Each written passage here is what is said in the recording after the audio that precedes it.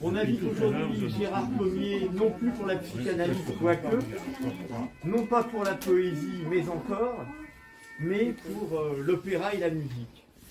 C'est donc un vrai plaisir de voir se déployer. Moi, je m'appelle Poirier, donc je veux me permettre une métaphore arboricole. C'est un vrai plaisir de voir se déployer les vergers à travers Pommier. On ne sait pas où il va s'arrêter. Donc on attend la danse, mais tu nous as promis une chanson, je crois. Donc, voilà. Et je voudrais aussi dire à quel point on est heureux de recevoir un grand musicien italien, Jacopo Banoni, comment prononce-t-on? Schilingi. Voilà. Donc, il y a ce petit livret où Donjon est mis en examen. Donjon, l'audacieux conquistador, il passe un mauvais quart d'heure à l'heure de MeToo. MeToo, on peut dire, personne ne sait qui c'est. Ce n'est personne aussi bien que tout le monde, puisque même les hommes pourraient crier moi aussi, MeToo, j'ai été violé quand j'étais enfant. C'est un hashtag tout à fait explosif qui signifie beaucoup sans trop en dire d'ailleurs. C'est vrai qu'il a un petit penchant parfois un peu exagéré à la guillotine, mais comme dans toute révolution qui se respecte, surtout si elle ne respecte rien. Alors, je trouve que c'est un grand chambardement par rapport à l'élan féministe qu'on pourrait appeler traditionnel, parce que ce féminisme traditionnel s'est surtout battu pour la reconnaissance de droits égaux. Droit de vote, droit d'utiliser un chéquier, égalité des salaires, droit de porter un pantalon, droit de piloter un jet, alors que MeToo néglige largement ces revendications et il met en examen les abus sexuels, les harcèlements sexuels partout, dans les rues, au travail, au café, les meurtres dits passionnels. Alors, la sexualité, en principe, c'est le fonds de commerce des psychanalystes et ils devraient se sentir concernés. C'est pas trop le cas, on ne sait pas pourquoi, peut-être par lâcheté, peut-être par machisme eux-mêmes. Alors sur quel fond cet événement civilisationnel MeToo se dessine-t-il? Marx, de son côté, il a déjà dit que les femmes étaient, depuis le début des temps, depuis l'orée des temps, les opprimés des opprimés. Donc, on pourrait en déduire que quand elles se libéreront, eh bien, elles libéreront du même coup. C'est intéressant de cette pensée marxienne donne l'impression qu'il s'agit de l'oppression de la plus faible par le plus costaud, simplement, pourrait-on dire, parce qu'il a les gros bras. Alors au contraire, Freud suggère quelque chose de beaucoup plus fin dans son texte, notamment le plus commun des ravalements de la vie amoureuse, et puis également par ses très nombreuses remarques sur la protestation virile. La protestation virile. Les pauvres hommes protestent. Ils protestent parce que le bien, on peut dire, précieux que n'importe quelle femme possède, eh bien ce bien, il leur échappe. Si les femmes sont opprimées, ostracisées, excisées, brûlées vives, harcelées, prostituées, eh bien, il se pourrait bien que ce soit parce qu'elles détiennent le souverain bien qu'est l'orgasme, la capacité orgasmique. Les pauvres hommes ne jouissent de la procuration, car personne par femme interposée, en réplique en quelque sorte. Comme on dit qu'un tremblement de terre. Pourquoi un tremblement de terre a une réplique en quelque sorte. Voilà. Alors, l'orgasme féminin correspond à une sorte de chute du père, si l'on en croit Freud dans le texte qu'il a écrit sur Dostoïevski. Les crises d'épilepsie de Dostoïevski étaient des équivalents orgastiques lorsqu'il tombait un peu trop sous le joug d'une puissance paternelle quelconque. Dans cette mesure, on peut dire que l'orgasme, c'est le cri unique et fracassant qui libère du père primitif, de l'orateur, du loup, de l'ogre. Et MeToo, me semble-t-il, fait écho à ce cri orgastique. Donc, il fait trembler le patriarcat bien plus que les revendications du féminisme de dire à la papa. Alors, je me demandais en effet, parce que pourquoi l'égalité, en effet, puisque la puissance du féminin dans la psyché fait d'elle, en quelque sorte, une impératrice inégale à tout, au-dessus de la mêlée, en quelque sorte. Voilà. Alors, quel est le procès que MeToo pourrait faire aujourd'hui à Don Juan?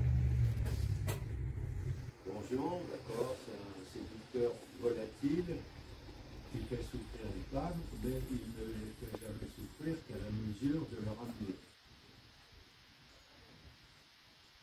Et pour les conquérir, il affronte leur père, l'épée à la main. Donc, lui aussi est un ennemi du patriarcat. Voilà. Alors,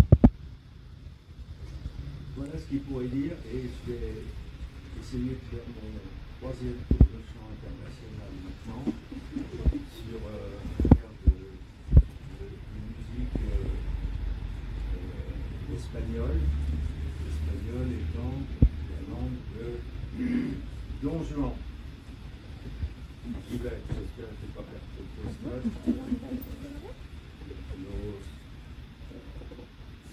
Je dis le premier vers en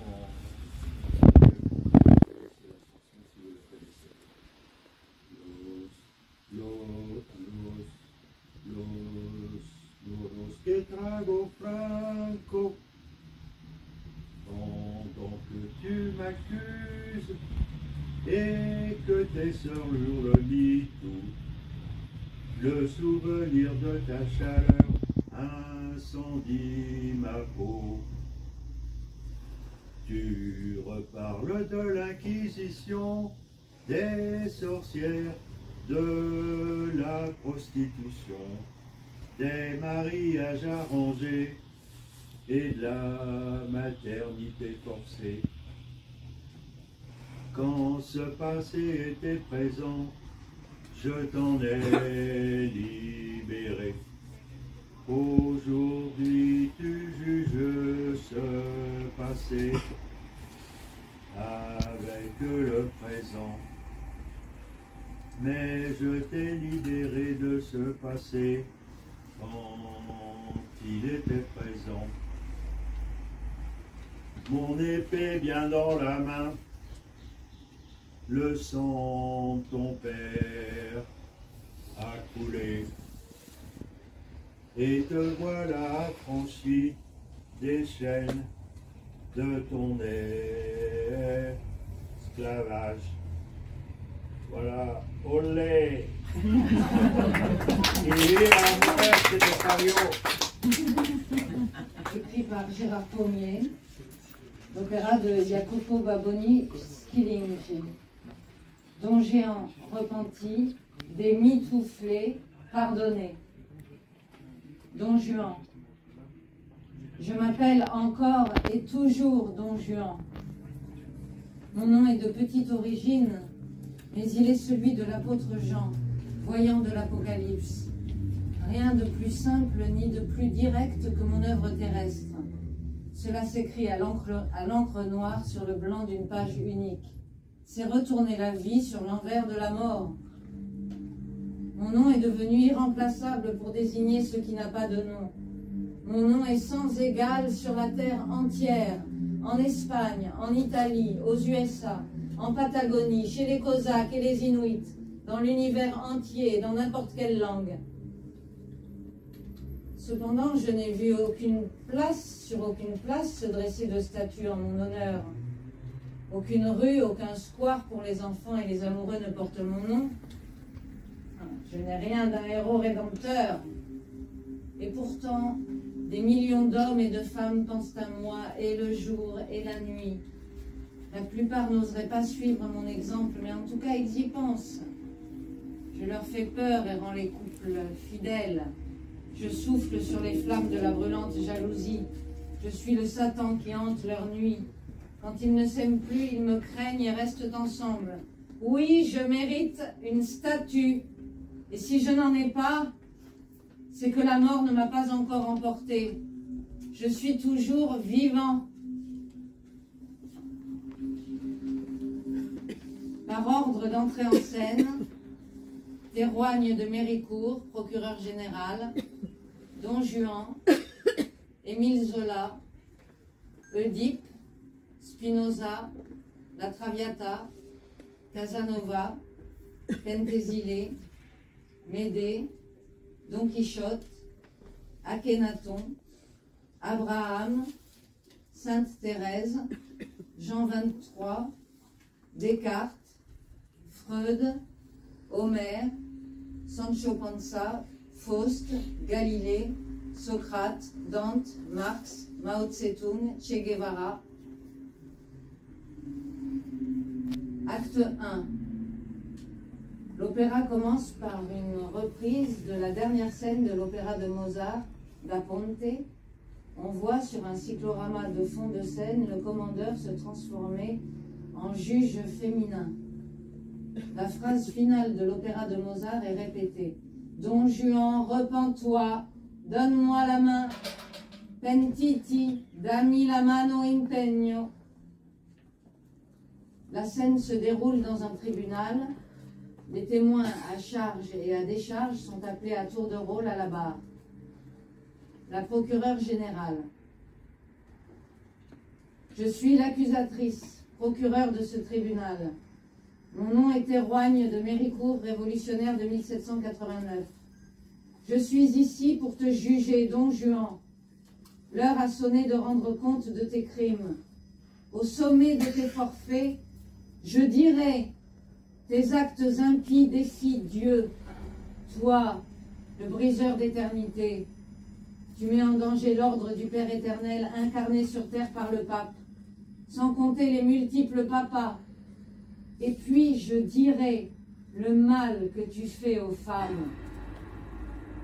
Tu n'aimes que la séduction, la conquête, le sang, le viol.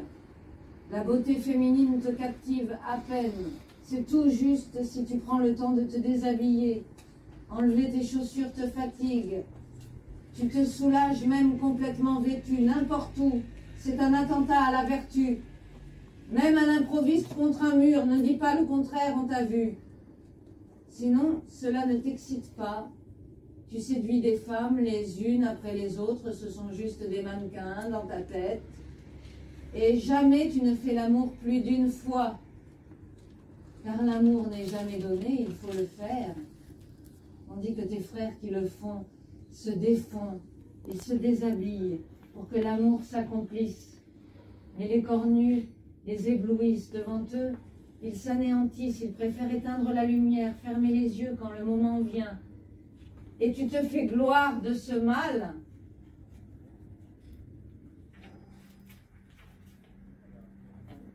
Émile Zola. Merci de me donner la parole, à moi, Émile Zola, avocat de Don Juan. J'accuse le lent cerveau de cette nouvelle inquisition condamne sans comprendre. Les mots lui manquent pour le dire et s'enrage contre une ombre. Accusatrice, tu parles de l'amour d'avant l'amour ou bien de celui d'après? Ce n'est plus l'amour, c'est le tonnerre et l'orage qui succèdent à l'éclair. Des racontards, des reproches sortent de ta bouche. Tes accusations ne sont que des déplorations et des regrets. Ce qui se dit avant ou après l'amour n'est pas l'amour, ne l'est plus. Qui dira l'amour? Cela ne peut se dire, cela se fait, voilà tout. L'amour se tait et fait parler lorsqu'il s'éteint. Personne ne dira rien du noyau de nuit qui porte son nom. Quiconque sombre en son obscurité s'enivre, mieux qu'avec du vin, de la cocaïne, de l'opium, du LSD. Juge, toi qui te dis femme, tu es si doué au jeu du droit des hommes, tu endosses la robe noire d'un homme qui rêve la femme en esclave.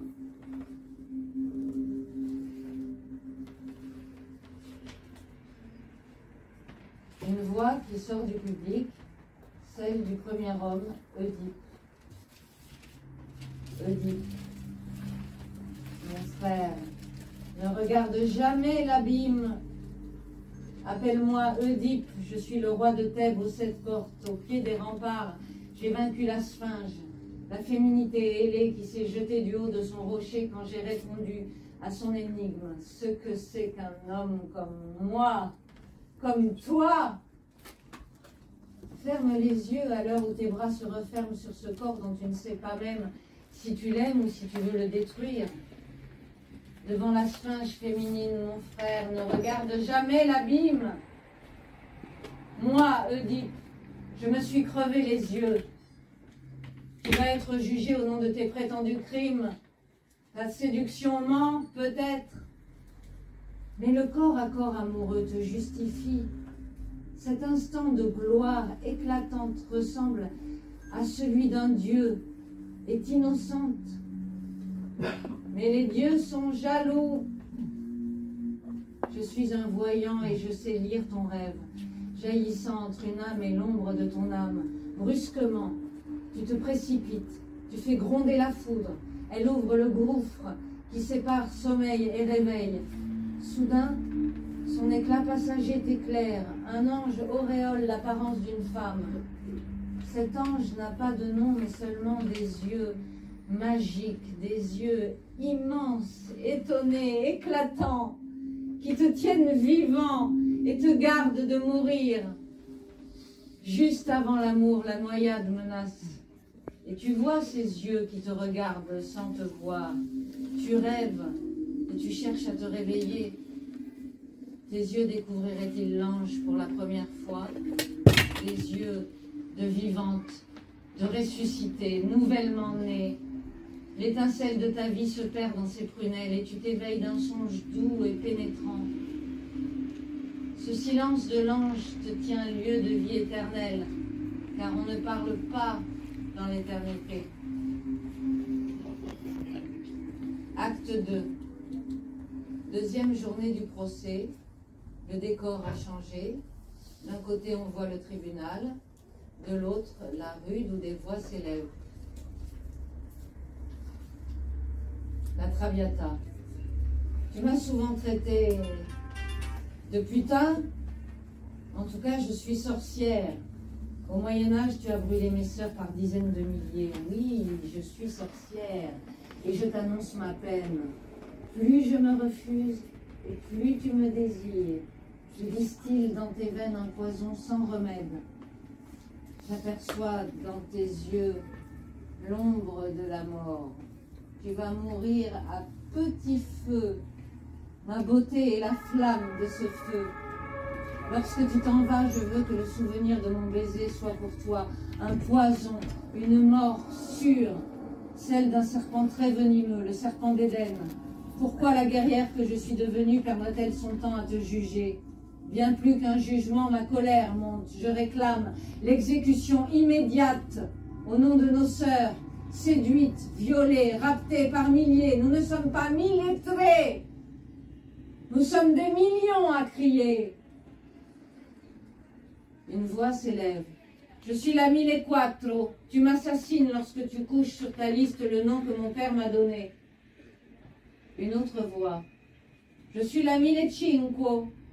Des milliers de voix crient. Tu nous saignes chaque jour. Me too, Roman lives matter. 1 million de voix se font entendre. Un énorme brouhaha de voix féminines. Elles se mettent à chanter « Liberté, égalité, fraternité ». Mais bien, chers frères, le mot « sororité » vous déplaît, mais nous l'imposerons à vie nouvelle, vocabulaire renouvelé.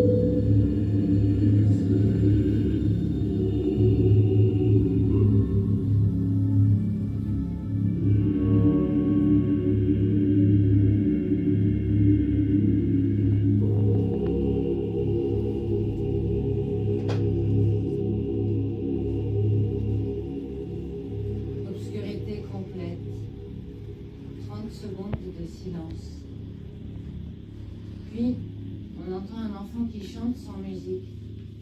Ils étaient 3 petits enfants qui s'en allaient glaner au champ. Don Juan, l'esprit réclame sa part de sang. Il doit couler à flots bien rouges. L'ivresse de ton corps est un don de mon épée. La Traviata, le sang que tu fais couler ne me fait pas trembler. Je suis la princesse de sang. Tu crains mon sang et je dois te le cacher. Sang de mes menstrues lunaires, sang de la défloraison, sang de l'accouchement. Oserais-tu voir couler le sang de mes règles? Je t'épargne quand je le cache. Seul l'orgasme épuise d'un coup le sang. La juge. J'appelle le 2e témoin à charge.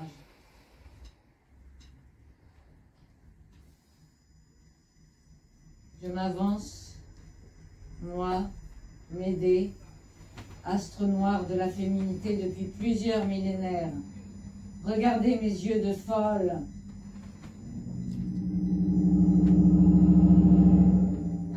Plus folle que ce que vous appelez folie. Que savez-vous du sang d'amour le plus précieux, celui de mes enfants, que j'ai fait couler au nom de ma féminité bafouée?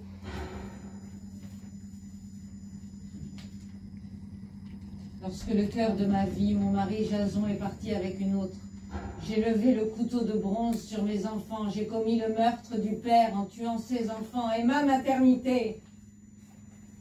C'est la menace éternelle de la femme contre la mère, de son amour contre la génitrice, de son amour aussi grand que la mort qui menace. Ma folie est plus grande, clé de voûte de vos âmes torturées sans oser.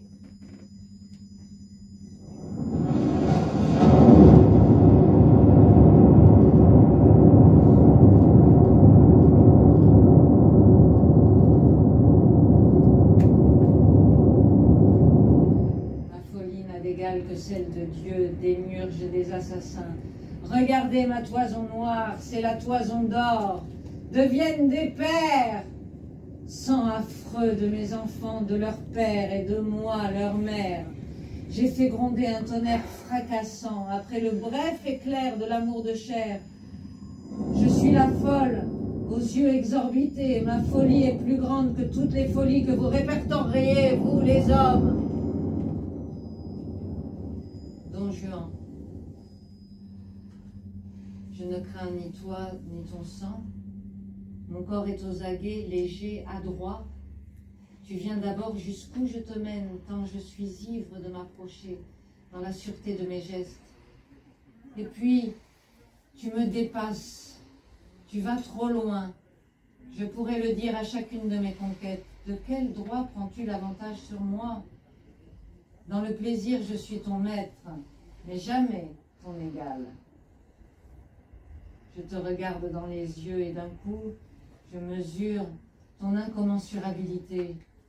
Je ne sais pas le pardonner. Et que puis-je faire sinon claquer la porte et m'en aller? Tout ce que tu dis et me reproches, toi et tes semblables, m'échappe, glisse sur mon cerveau étroit, je n'y comprends rien tandis que je brûle. C'est toi qui brûles en moi. Je te possède en te volant à un autre, à ton frère, à ton père, à je ne sais qui. Quand je l'ai fait trépasser d'un seul coup de lame de ma belle épée, son bleu se marie bien au rouge du sang jaillissant. Acte 3. Changement de décor. Les personnages sortent du tribunal et échangent des propos sur le parvis. Seuls Don Juan et la Traviata sont éclairés en continu. Les personnages successifs sont éclairés au moment où ils prennent la parole. La Traviata. Dis donc, Don Juan, pauvre fou, ne vois-tu donc pas?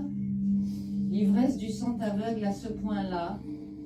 Combien de siècles faudra-t-il encore pour secouer ton étroit cerveau? Repens-toi, Don Juan, repens-toi. Donne-moi la main, Don Juan. Il t'a glissé au doigt une alliance nuptiale et il a rendu ta vie infernale. Tu as donné ta main au père que tu croyais avoir aussi. Et voilà le résultat.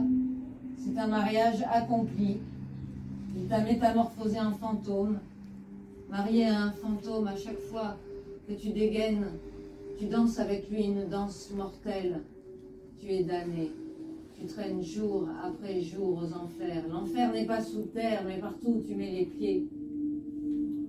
Quand tu me vois qui t'en mets plein la vue,